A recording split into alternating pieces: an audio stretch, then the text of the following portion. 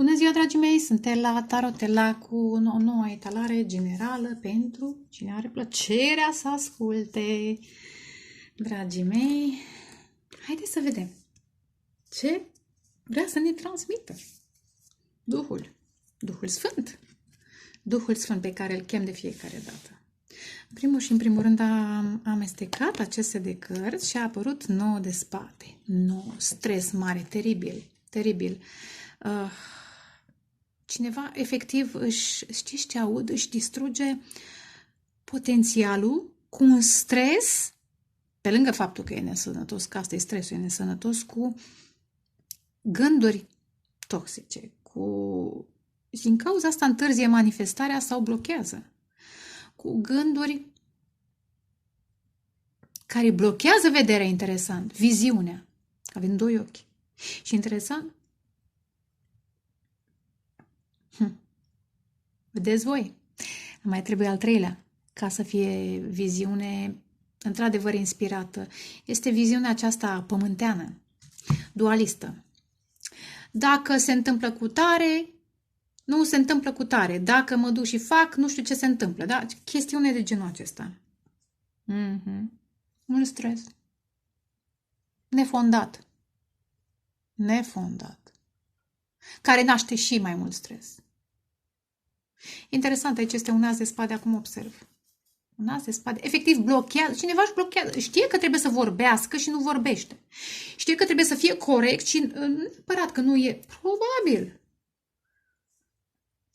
Știe că trebuie să fie corect și mai ales să aleagă dreptatea, adevărul, cuvântul, apropo de sacru, de cei 3 ochi, da?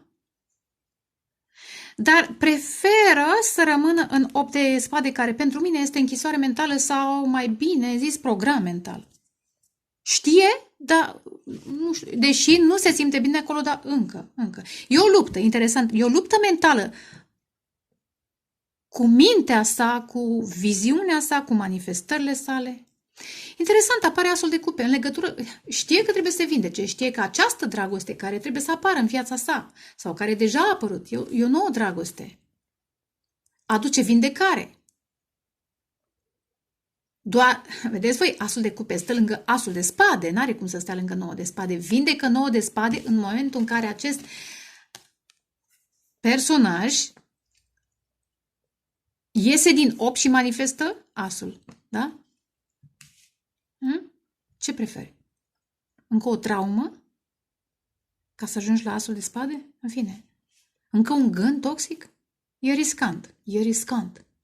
Asul de cupe, o nouă dragoste, 9 de bâte. Efectiv, da. De ce? De ce e stresul? 9 și 9, interesant. Pentru că energie feminină. Ba chiar, da.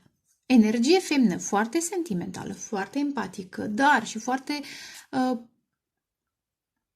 în autoritate pasională, dar interesant ce observ. Și regina de cupe își protejează sufletul și regina de bâte își protejează creativitatea, că e foarte creativă, își protejează chiar magia. Nu, e un as de bâte. Nu inițiază, așteaptă să inițieze cine trebuie. Cine trebuiește. Lucrurile se dezvoltă greu, cavalerul de monede, din cauza acestui stres. Are nevoie de consistență, are nevoie de seriozitate, de-aia se protejează. Nu de stres, nu de fantezii. Interesant. 7 de cupe și regele de cupe. Energie masculină. Simte, dar se și stresează, că aceasta este dragostea pe care a visat-o. 7 de cupe înseamnă și vise. Da? Dragostea adevărată pe care a visat-o, care a venit ca un trăsnet. Da, Hodoron Tromprus, probabil s-a îndrăgostit, neașteptat, da? Neprevăzut. Vedeți, 2 energii feminine, 2 energii masculine. E un bărbat și o femeie. Eu asta simt. Nu vreau să discut despre 3-4, că deja dau în... Iar, nu vreau să intru în chestia asta, da? Vorbim despre un bărbat și o femeie. Energie masculină. Obișnuit, apropo, da? Cu programele mentale terestre, pământene. Să am, să fac, să creez pentru stabilitatea mea un program. Dar stabilitatea ta înseamnă și emoții, da? Că pământul fără apă se crapă. Cu gândul doar la victorile sale, interesant, materiale. Da? Și cu inima frântă, inima în lacrimi, dar lasă că nu avem nevoie. Pe mă, nu poți să uzi pământul ăsta doar cu lacrimi, ai nevoie de lacrimi de fericire. Interesant cum canalizez, asta este. Da. Deci acest as de cupe este întârziat, este blocat, mai bine zis, din cauza stresului cuiva.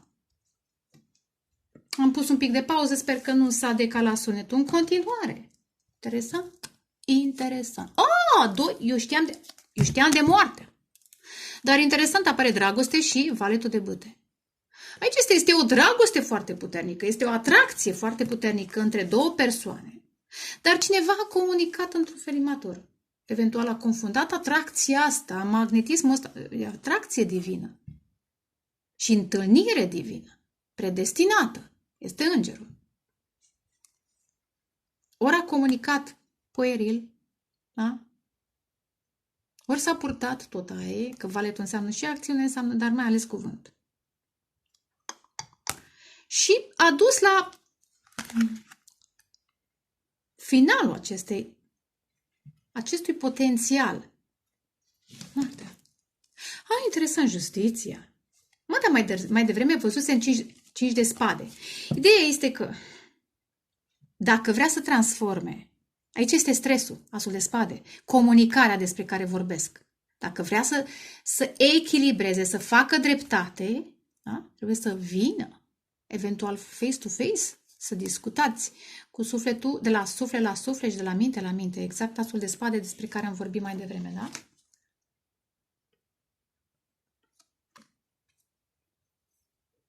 Interesant ce simt, să comunice ce nu a arătat. Aha, e un văl, ca și la Marea Preoteasă, și aici este un văl. Sunt lucruri care nu pot fi exprimate decât față în față aud. 5 de monede, probabil a părăsit această relație pentru o relație karmică, pentru bani pe de-o parte. 5 de spade despre care am vorbit, vedeți?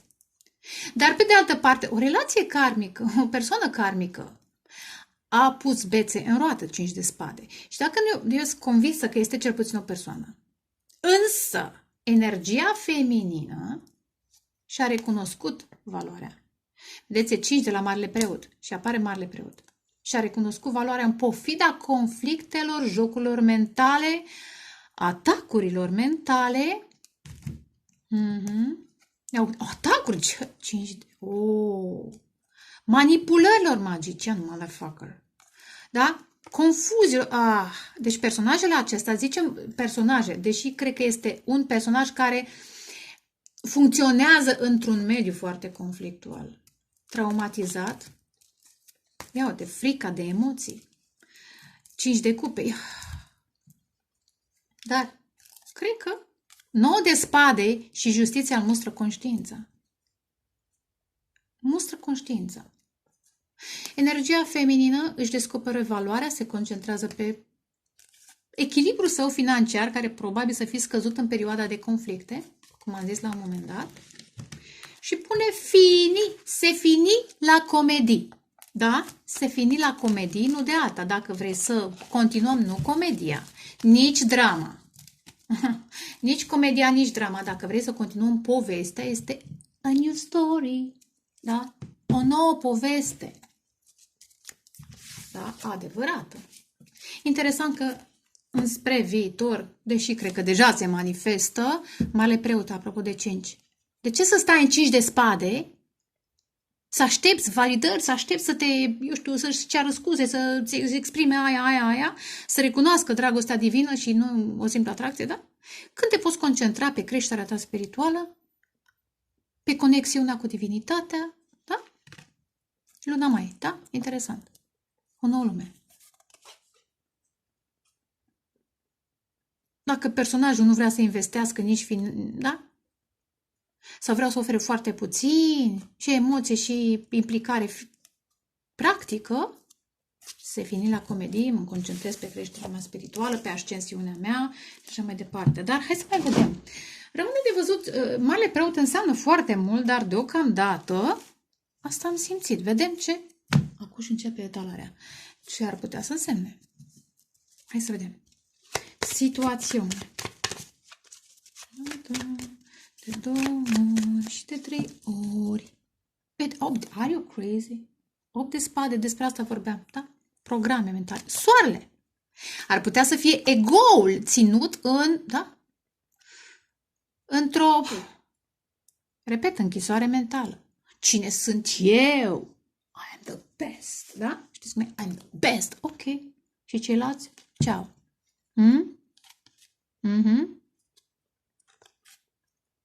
Cineva ține la... Ia uite, conflicte acasă. Dar, pe de altă parte, nu doar conflicte acasă pentru unii cu copii. Cineva preferă să rămână singur, interesant, cu 9 de monede, singur, dar cred că e energie masculină, că soarele este energie masculină. Cineva vrea să rămână singur, glorios de singur. Știți cum e? Glorios de, da, succes, dar singurel. De ce? Pentru că s-a obișnuit, interesant, cu conflictele în cuplu, acasă și preferă mai degrabă singurătatea. Da? Interesant, ar putea acest personaj să aibă copii? Un copil sau 2. Magicianul și 4 de... care înseamnă relații karmice pentru mine. Un copil foarte cling, știți cum e, care ține de mama, de tata. Pentru unii, de relația karmică. Sau dacă nu-i copil, este acolo. O femeie cu care are copii. Da. Și stă în această închisoare, arată glorios, da? Grozav, dar dincolo de gratii, dincolo de gratii, numai noi știm cât plânge. Știm. Da. Trebuie să și mărturisești ca să treci, da? Ca să nu zic altceva. Situațiune. Valetul de cupe. Nu, cavalerul, pardon. 6 de bute. Ce drăguț când apare 0 luăm de la capăt. Yes, 0. Este o interesant. 6 de bâte înseamnă victorie, dar sunt 2 cărți, 6 de bâte în aceste de cărți. Aceasta este un pic mai sumbră. E ca și când victoria este doar un ideal greu de atins. E o speranță. Stăm aici în 5 de bâte și asul de bâte despre care am vorbit, inițiativa este, probabil a fost amânată, este eventual, rămâne de văzut dacă mai este. Să sperăm că nu mai este. Până acum a fost amânată din cauza stresului, a ego-ului. Știți cum e? Apropo de... interesant cum vine mesajul, că am văzut 8 de spade care înseamnă închisoare și am văzut și soarele. Care înseamnă strălucire, înseamnă aur, înseamnă glorie, dar... Și am vorbit de un personaj de succes pentru unii. Acum, știți cum e? Mai degrabă într-o colivie de aur decât liber. Dragii mei, majoritatea care mă ascultați, bănuiesc că preferați libertatea, în credință, da, creșterea spirituală și vedeți cu ochii voștri cum sunt unii care stau în închisoare, într-o colivie de aur, dar din alte puncte de vedere sunt la pământ.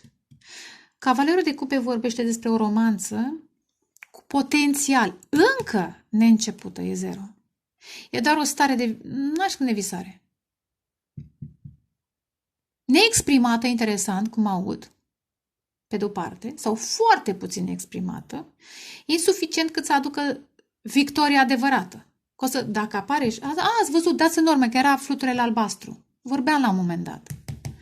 Da? 6 de... Unde era? Regele de monede și 6 de bâte. Da, acest personaj e obișnuit să aibă succes material. Dar această dragoste cheamă la transformare, că era fluturele, și l-am văzut și în 8 de spade, coconul, cheamă la transformare emoțională. Asta e, să te ridici deasupra gravitației, sau mai bine nu deasupra pământului, să anulezi gravitația. Atracția asta pentru material, nu? 0. Dați-mi voie să trec cu coada ochiului. Ce-mi place! Îndrăgostiți, o nouă dragoste. Ești pe cale. Păi trebuie să te ridici, da? Să învingi gravitația ca să zbori. Da, planuri, interesant. Dați-mi voie. Are de ales acest personaj. Are de ales. Exact. O fostă relație, căsătorie, mamă toxică, fostă relație toxică pe care trebuie să o încheie ca să manifeste dreptate. Și trebuie să aleagă. Și îndrăgostiți înseamnă alegeri și doi debute într-un fel, sunt planuri, dar planuri de eliberare. Lăsăm aici. Cine știe în cât timp. O împărăteasă, ce frumos. Judecata, energia feminină renaște, vedeți? E naripată deja. E naripată de mai mult timp. Mai se coboară din când în când Duhul. Mai se coboară în întuneric, cum a coborât și Iisus, de fapt, în acele 3 zile, da? Ca să îi ridice și pe alții. S-a coborât, interesant, energia feminină s-a coborât în întuneric ca să trezească niște spirite. Acum, dacă ele nu vor, e problema lor. Împărăteasa, judecata. Felicitări doamnelor sau energiilor feminine divine. Da? Turnul. Într-un mod șocant. Îl șochează pe acest personaj. Probabil credea că o să vă agățați ca iedera de ei, așa cum și cealaltă persoană sau alte persoane feminine s-au agățat ca iedera de ei. Mai ales dacă au și ceva bani și ceva succes și eu știu ce or mai avea. Dar nu. Dați-mi voie să pun asta deoparte. Acum, hai să și clarificăm. Cavalerul de cupe. 7 de monede. Dar de mai multe, vedeți, banii. Deci este amânat. Are you crazy programe? Băi, dar câți bani am eu? Tu? Da, ai bani, ok. Ai succes. Dar ești într-o colivie, exact ce am zis. Exact ce zisei și a revenit. Nu știu cât e căsătorie, cât este succes financiar. Pentru că văd și persoana singură. Ar putea flacăra geamănă să fie, sau sufletul pereche să fie singur. Și ca să fiți împreună, da, să înfruntați. Să trebuiască să înfruntați amândoi, nu doar unul. Nu doar energia feminină care a zis gata, stop. Nu pot să fac față unui război, da? Nu e mai bine să mă duc eu să mă rog și așa mai departe. 5 de bute, conflicte. Gelozii. Gelozii. 6 de bute. Ai o crazy 7 și 8. Aici trebuie să muncească. A fost precaut pentru că a făcut. Du-te, vindecă-te. Cine de vină că nu te vinde și că te întreții singur? Efectiv, sunt oameni care... Da, ce bine, ce greu e, dar s-a obișnuit cu greu, știi cum e? Obișnuița e a doua natură. Dar altfel, în afară, în public, vai, ce fericiți, ce de succes, ce wow! Și în spatele scenei, în spatele cortinei, dincolo de gratii, este un chin. 8 de monede. Posibil v-ați întâlnit cu 7 și 8 la locul de muncă. Aici trebuie să iasă din capcana. Exact, e o capcană. E o rețea. Probabil Facebook. Dar nu obligatoriu Facebook, Instagram, pentru că se fac bani online mai nou. Dar nu doar atât. Este alchimie. Pentru mine 8 de monede înseamnă alchimie. Da? Iar ieșirea din Matrix. Ieșirea din material. Aici întuneric, bre. Știți cum e? Când ții casa în întuneric, apar păienjenii. Păienjenii. 2 de spade, exact. Ce aleg? Cât mai trebuie să înțelegi ce trebuie să alegi? Ia uite, alege credința, alege eliberarea cu faetonul, iar cu 3 de bâte, călătoria, Să treci granițele, să faci 7 de bâte. Dacă voi v-ați spus granițe, trebuie să învețe, să inițieze corect, să treci de atitudinea defensivă și să fii un învingător. Să colaborezi. Oh, steaua, ce frumos! Să colaborezi cu oameni sănătoși, să crești spiritual. Interesant. Hai să vedem 0. 5 de monede. 5, 5. În luna mai probabil că ați plâns, că v-ați simțit părăsiți. Dar ar putea să fie chiar energia feminină la 0. Care zice, opa, dar de ce să stau eu aici să mă usuc când pot să mă duc într-un, să-mi trimit sămânța, da? Știți cum e ideile, sămânța, potențialul, să-mi trimit într-un alt loc potențialul, să mi-l da. Să las vântul, Duhul, interesant Duhul, că ce frumos, îmi place canalizarea asta. Da? Duhul uneori funcționează, da? Ca un vânt, plăcut. Plăcut nu e vijelie. Să las Duhul să-mi arunce sămânța, potențialul, talentele, măcar unul, într-un alt loc în care pot să cresc. Ce fain! Da? Eremitul. Da? În singurătate. Iar singurătate, asul de spade. Probabil că tăcerea asta, interesant, pentru unul doare, dar pentru altul este renaștere. Da? Exact. Pentru unul este renaștere, pentru altul este introspecție. Da? Și descoperă asul de spade. Ce-mi place asul de spade. Da, cred că e și energia feminină. Iar, exact cărțile pe care le-am văzut mai devreme, da? Ia uitați-le. Un pic inversate. Da? Asul de cupe. Energia feminină are nevoie de dragoste, are nevoie de emoție, conștientă cum să crească. E posibil să fie și trezirea acestei energii feminine și exact în tăcere, în singurătate, să se recalibreze spiritual și să-și mențină lumina, apropo de parabola cu fecioarele. Păi da, că dacă dai din uleiul tău, din binecuvântările tale, s-ar putea să nu-ți ajungă nici ție, nici altora. Frumos, frumos. Dar, o să mai clarific. Posibil să fie și acel soare care stă dincolo de gratii. Gratii de aur, da, îndrăgostiții. Regele de spade. Aici este, aici. Aici este șocul. Regele de spade, gem în balanță, vărsător. Probabil și ceva marcaj în pământ, poate și ceva marcaj în, ia uite, văzui foc, da? Regele de foc la regina de foc. Dați în urmă că era după eremit, după marea preoteasă, pe acolo era regina de foc, da? Atracție mare. Asta înțelege, în tăcere. A fost blocat personajul. Energia feminină cred că a blocat acest masculin. Ok, tu ia-ți timp de gândire. Rămâne de văzut dacă o să mai fiu liberă când o să te trezești, da? El s-a trezit. Pentru că știe că trebuie să... Ea nu inițiază pentru că știe că el trebuiește. Că na, este... Se zice că este bărbat. Și atunci, posibil acest personaj, posibil, foarte posibil, își dorește să comunice. Chiar acuș. Dacă stă în 9 de spade, hai să vedem. Simt nevoia să clarific 5 de monede. Cavale, da.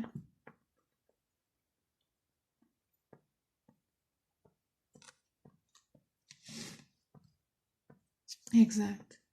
O dragoste e aproape ideală, nici nu știu dacă e adevărată. Atât de ideală că zici, bă, nu, it's not real. Că vorbim de monede, it's not real. Lasă, mai bine o las, apropo de dragoste care înseamnă, mai bine o las și mă concentrez pe bani. În loc să zic acolo cu participarea ta practică 5 și cu 1, 6 să echilibrezi situația. Rămâne de văzut în ea, da? 5 și cu 1, 6, ar putea ceva prin iunie. Ceva. Dar, dragile mele, sau dacă sunteți domn în energie feminină, felicitări, da? Trezire cu judecata. Ho-ho! Și fiecare și ea, uite. 4 de cupe, refuzul. Refuzul. Sau negarea, aș mai zice. Dar hai să vedem. Odată de 2 ori și de 3 ori. Motherfucker. What the shit? Sorry, dar nu-mi place. Da, până acum și-a stat cu, era să zic eu ceva, da, bip pe bani și-a oferit ori foarte puțin, ori deloc. Dar altfel și-a creat acest conflict, eventual. Poate sunt alții, e posibil pentru unii să intervină altcineva de acasă, un copil sau o fostă, da, relație sau opțiunile să intervină. Da, de fiecare dată când acționează. Bă, nenică, da, tu ești rege, ai pretenția că ești, da, matur. De ce permiți chestiile astea? Te simți validat. Eventual. În fine. Un mesaj. Uiși. Mai tai o dată. Dați-mi voie să mai tai. Nu știu dacă am tăiat. Tai acuș. Nici nu mai uit la cap. 9 de bâte. Am început mai devreme. Dați în urmă. Era chiar la început 9 de bâte. După asul de cupe 9 de bâte. Da, aici este. Trebuie să te lupți. Trebuie să fii determinat. Ăsta e un războinic. Arată războinicul din tine, nu... Eu nu zic, interesant steaua, ce-mi place. Eu nu zic că acest personaj a dus-o bine. A trecut prin foarte multe și e super precaut, dar și energia feminină a trecut prin foarte multe. Și această legătură este profund spirituală, da, vindecă. Este, da, tot ce și-a dorit. Turnul. 8 de cupe, eliberare, cineva pleacă. Nene. 7 de bâte. Energia feminină se concentrează pe vindecarea sa. Bine, dacă tu crezi că este greu de atins, asta e. Nu te pot convinge, prefer să mă concentrez pe ce am eu de împlinit, pe misiunea mea, pe vindecarea mea. Turnul. E o plecare trăsnet. Șocantă. Aud. Șocantă. 7 de bâte. Ia uite, granițe. Dacă tu pui granițe, ok, pun și eu. E ca și când, da, și unul și altul pune granițe. Fiecare în felul său. Ori te lupți, ori nu te lupți. De 0, îmi place. Da? Ar putea totuși. Ar putea. Asul de spade. Am spus adevărul. Am spus adevărul că ar putea totuși. Pe de o parte, energia feminină a zis, la revedere, am să mă vindec. Eu nu zic că nu m-am vindecat, am adus vindecare, dragoste, da? Dragoste, trezire. Ți-am arătat calea adevărul și viața. Și vrei să urmezi bine, nu vrei, dar trebuie să riști cu nebunul. Dar riști pentru adevăr, nu pentru... Tu nu riști ca să intri într-o altă colivie, tu riști ca să te eliberezi, pentru că adevărul eliberează, da? Are you crazy? Păi și trebuie să iei inițiativa, asul de bâte. Păi da, planuri. Iar 2 de bâte despre care am vorbit mai devreme. Păi, alegi energia femină care te vindecă sau alegi energiile karmice care te întrețin sau, da, îți întrețin natura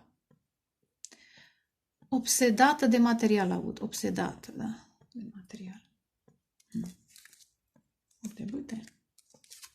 Ar putea interesa în regele de spade. Ar putea. Prin iunie să mai gândească ceva, să mai aleagă, eventual poate înspre august, dacă nu iunie, iulie, poate prin august, pentru unii acest personaj, uite, regele și regina de spade, să se separe de energia karmică. Să încheie capitolul.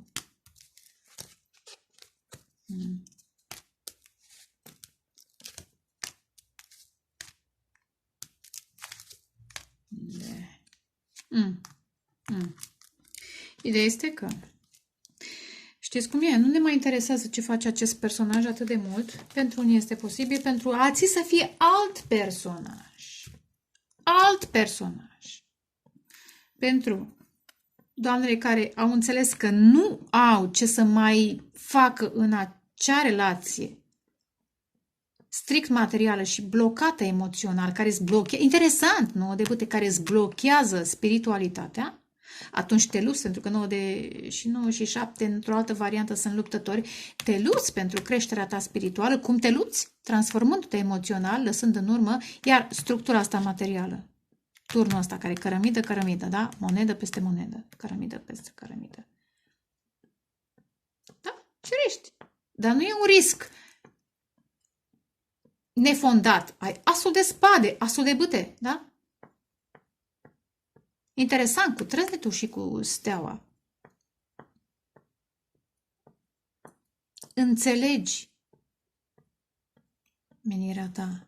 Îți înțelegi stelele, destinul. Roata norocului. Îmi place, îmi place. Da? Deci dacă dragostea asta este adevărată, dar dacă este sacrificată în tăcere, pentru bani, 7 de monede pentru bani, pardon, asta e. Cine este sacrificat cu moartea, pe moarte trecând. Da? Renaștere, înviese, înalță, că tot a fost înălțarea ieri. Și ori își atrage, cu roata norocului, un suflet pereche, pentru unii, nouți, ca din cutie, cu fundiță, eventual. Asta apropo că înseamnă cufundiță. Cufundiță. Asta e, fain. Ori, acest personaj trebuie să înțeleagă, dacă mai am puțină baterie, să înțeleagă, să vadă lucrurile dintr-o altă perspectivă mai puțin materială, materialistă. În tăcere. În tăcere. In silence. Păi da, că dacă vorbești nu înțelege. Trebuie să-i lași singur. Să fiarbă în gândurile lor. Că am văzut 9 de spade, cu asta am început, da? Stresul, ok? Sta, mă. Gândește-te. Pentru ce merită? Iată cavalerul de bâte. Să tratezi această atracție ca pe o simplă atracție, când de fapt este o atracție divină. Altfel, la revedere, energia feminină simt. Energia feminină judecă, renaște, iar trăsnetul despre care am vorbit. Da? Turnul, la revedere. Dacă vrei interesant, știți cum aud interesant. Dacă vrei să ți se pună coarne, acceptă să ți se pună coarne. Da? Acolo, în colivia aia de aur. Sau eventual să pui coarne. Știți voi ce înseamnă, da? Iată-mi pe trăsnet. O clarificare. Marele preot. Băi, mâna divinității, da? Mâna divinității. Ia uite. Pentru unii poate să fie o căsătorie care scârție din care cineva se trezește. Zic, bă, nenic, vreau să mă vindec, vreau să ascult, da? Ideea este că Dumnezeu nu cere să te sacrifici pentru celălalt, decât dacă celălalt merită, dacă celălalt te respectă, nu te onorează, te respectă. O să discut despre chestia asta. Multă lume înțelege căsătoria ca pe o sclavie. Pardon. It's a new world. Hai să vedem pe ce se merge. Interesant. 5. Luna mai. Final de luna mai.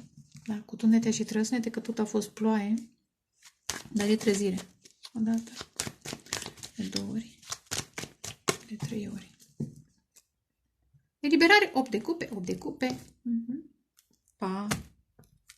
Nici măcar next life, pentru că unele sau unii, ca și mine, da? Pentru mine nu va mai fi next life. Deci eu aici nu mă mai întrupez așa, dar este stabilit. De ani de zile. Cu Dumnezeu, da? 2 de cupe, frumos. Deci va fi ceva nou, va fi ceva frumos.